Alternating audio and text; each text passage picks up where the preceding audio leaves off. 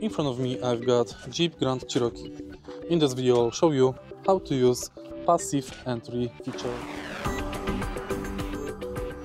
In the beginning, make sure that the passive entry is enabled in the car's system. Now take a look at the driver's doors. Right here we've got this button. Press it to lock the doors or to unlock the doors.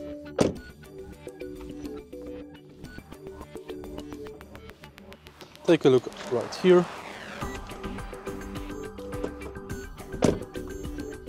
As you can see, the car recognizes our hand. For this function, you need to have your keys nearby. If you find this video helpful, please leave a like, comment and subscribe.